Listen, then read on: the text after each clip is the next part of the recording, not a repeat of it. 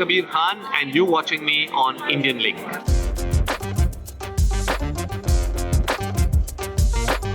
Lapata Ladies. I think that's a beautiful film made by Kiran. I really enjoyed it. I was fortunate. I watched it in the theaters, at one of the preview screenings, and I was like, wow, what a wonderful film.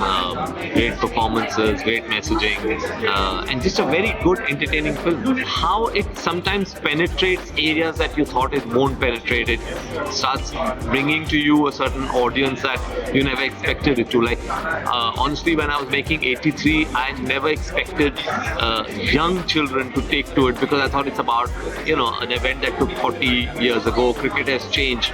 But today, I'm shocked. It's been 4 years since we released that film, and kids come running up to me at airports and, at malls and say that we've watched it 10 times, we watched it 20 times.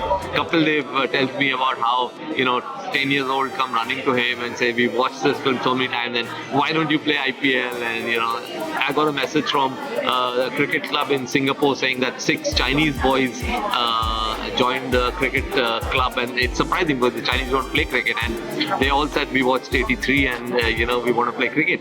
So these are the kind of things that really surprise you and thrill you. Anything. I don't want to be restricted to any genre. For me, it's the story, and if a story excites me, I've always also noticed that the story dictates its own treatment. I've been somebody who initially was not very comfortable with lip sync songs or songs in cinema. It took me a while to go from Kabul Express to New York, and then suddenly I was writing Bajrangi Bhaijaan, and organically 6 songs came into the screenplay, and I realized that I'm comfortable with that. So I think, as I said, it's a story that dictates its own treatment. That's a tough one. People say, oh, all your films are like your little kids and you want to save all of them. I mean, having said that, probably your first one will always be your favorite. That is the reason why you came to cinema. That's the reason why you wanted to become a filmmaker. So the first one will always be special. And in my case, it's Kabul Express. Russell Crowe is somebody who I've always, I think he's just had brilliant screen presence and great performances. And what a range. From A Beautiful Mind to Gladiator to, the kind of stuff he's done is unbelievable. Deepika Padukone is who I would choose. I've never filmed my features here. When I was a camera person, I came with a very well-known journalist, Saeed Naqvi, and I remember filming extensively in Sydney and falling in love with it. And before Me Too introduced me to Melbourne, Sydney used to be my sort of favorite city in Australia. So probably if I have to pick one, it would be Sydney. The ice cream, the gelato. I discovered it actually only in my last trip, last night, which was our first night. We ran around all night trying to get gelato. Unfortunately, one of our favorite places had shut down. So yeah, I would have to say the gelato that you get here. Difficult, Delhi is the place where I grew up. It shaped me, it made me the person I am. And Bombay is where it all came together. So really difficult to choose one.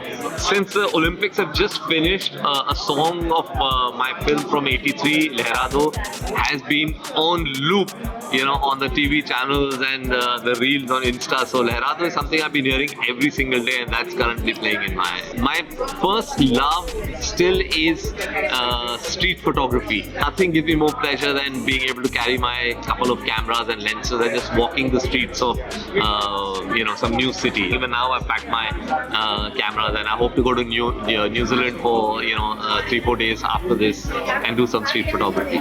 Unfortunately, I don't drink coffee. I'm a tea person, so it's Darjeeling tea for me all the way. Unfortunately, I'm not going to be able to see too many films. We sort of end up doing more sort of promotional activities and stuff. So I've been flipping through the catalog and I've not even been able to see all of them, but there's so many of them. And in the next 3 days, I hope I'm able to catch at least 3-4 of them. Message would be a little pompous. I just want to say thank you so much for all the love that you've given me, and through that love, it gives me the courage to be able to pick up the kind of stories that I've always wanted to. For me, that's true success, and it all comes from the support I get from my fans.